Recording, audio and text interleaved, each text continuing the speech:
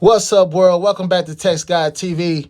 In a world full of media where everybody just wants to be first, hey, look, man, we just trying to get it right. Okay, now Charleston White took to Instagram late last night, and Charleston White Live, although uncensored and controversial, is some of the most entertaining content on the internet to date. Charleston White makes a lot of sense, checks off a lot of great boxes, and make great points. You may know him most recently by his beef with T.I., Boosie, and their sons King Harris and Tootie Raww. Well, he took the IG Live to get Trouble Man Tip and Boosie Badass advice on raising their sons by telling the story of childhood friend Terrence Sampson, a heinous story where a 12-year-old commits murder. Now, before I drop this clip for you, please hit that subscribe button, hit that notification bell, hit that like button, and I want to know down in the comment section, who do you stand with, Charleston White or T.I. and Boosie? He said, "Why was wrong?" She said, "I heard a phone ring." Well, she didn't know my nigga was already thinking about killing his mama and his daddy while he was playing basketball with her. A 12-year-old kid. Look it up. His name Terrence Sampson. That's my nigga. His name Terrence Sampson.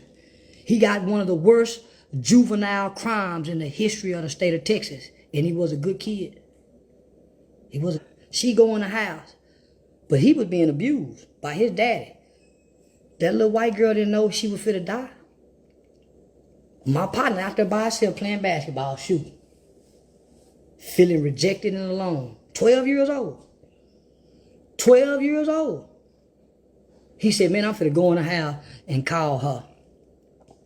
And if that phone not busy," because back in the 80s, this happened in 88. If you call somebody's house and they on the phone, it'll be busy. My nigga said, "If it ain't busy, I'm gonna kill her." 12 years old. So he went in the house and called her. She picked up the phone. "Hello." He tricked her into coming over to her. This is a true story. Look it up. Terrence Sampson. When she came in there, he started stabbing her. Now, most people don't know. When you stab somebody, it don't just go in and out. It gets stuck because it's hitting bone and flesh. Now, him and Kelly was friends. My nigga really wanted to kill his daddy because his daddy was beating on him. Severely beating on him. When he got on top of Kelly, that's the name of his victim, Kelly Brumelo, he was stabbing him. She was saying, "Please stop, Terrence. I won't say nothing." My nigga dropped the knife.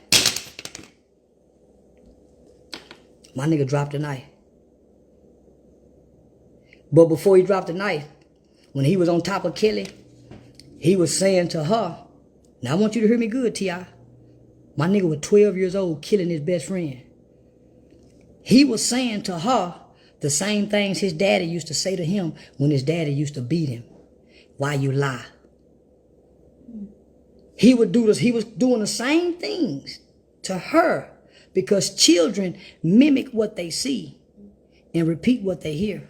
So when we looking at King's behavior, he's mimicking what he done seen. He's repeating what he done heard. He done heard you talk to adults and stuff like this, Tip. So he's mimicking the household.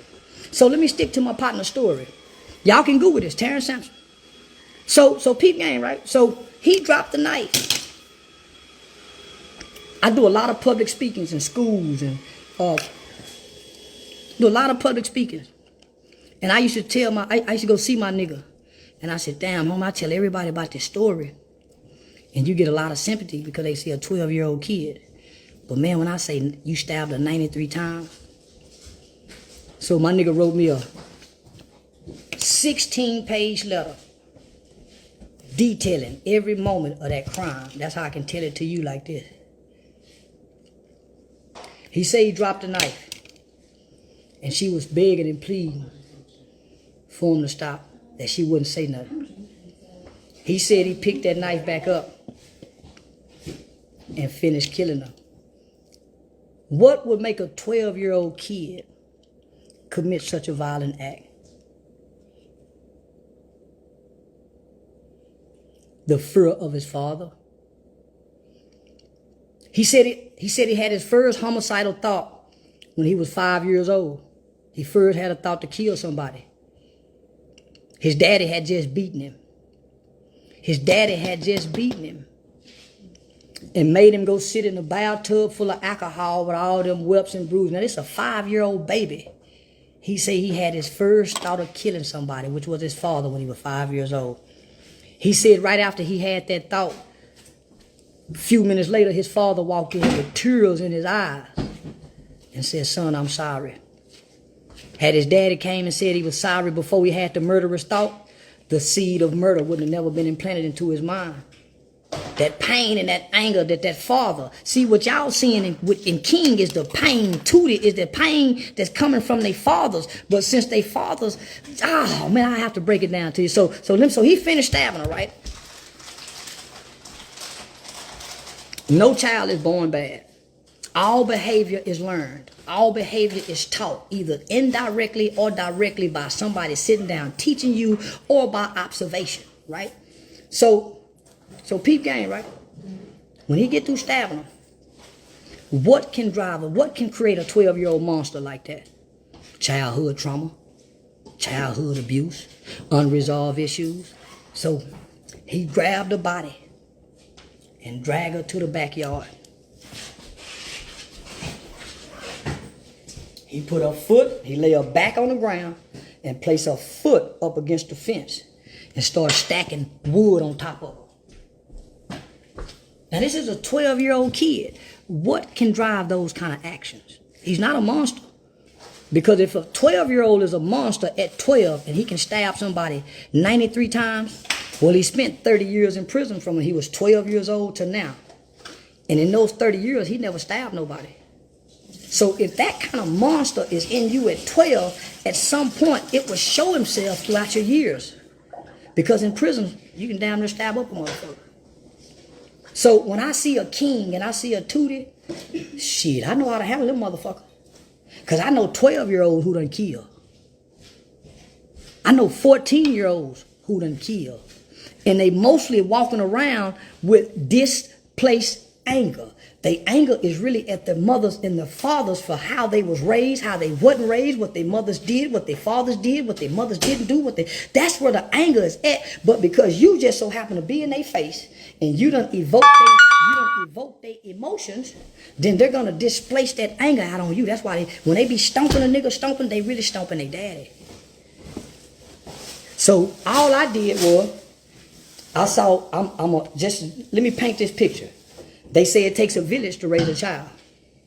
I'm a man in a village who saw 2 disrespectful kids because I was talking about their fathers. I was directing my conversation to their fathers about them fucking with Kanye West. And I said, Boosie, you need to get your son. They're most likely. T.I., you need to get y'all sons. They're most likely because y'all fucking with Kanye West. So y'all remember how all this started. They was bullying Kanye West. I came back and bullied them. Remember, that's how all this got started. They was bullying Kanye West. Boosie said he'll slap him. T.I. came. So I said, man, ain't nobody go come to Kanye's defense like T.I. was crying. So I came to Kanye's defense. And guess what? They ain't not fucking with Kanye no more, neither are they. Have y'all noticed? They not fucking with Kanye no more. And that's all I wanted them niggas to do. So in the process of stopping them from trying to bully and fuck with Kanye, I whooped their kids' ass and I whooped their daddy's ass too. T.I. got spanked, Boosie got spanked, Tootie got spanked, and little Clifford got spanked. Clifford, the little ugly dog, the boy. You know the boy named King.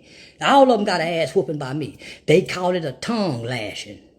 Beat they motherfucking ass. And guess what? Now they sitting around kumbaya like a good ass whooping do everybody. Good ass whooping do everybody. Look how he ain't got no problems now. He back smiling. They've got all kind of plans back to working. A good ass whooping a sit you right. And T.I. got his first ass whooping before the world by Mr. Charleston White. Boosie got his ass whooped by them motherfucking me white folk when they were kicking him off the program. I come back and spank him some more. He still know not to say my name though. Cause boy, I can't wait. I can't wait till I can find me a camera and we can start to go interview Marlo Mike.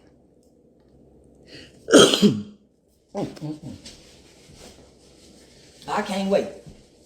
I'm trying to interview Marlo Mike, the real killer. I want to interview the victims' families. How is it that Boosie can run around here with all these murders he done committed? Where are those families? We need to start an organization like MAD, Mothers Against Drunk Driving, Fathers Against Dumb Rappers, Daddies Against Rap Lyrics. And we find a new motherfucking way to, we need white boy skin. We need to go get some white boy skin, some Ku Klux Klan clothing and cloth, and ride through the neighborhood targeting rappers.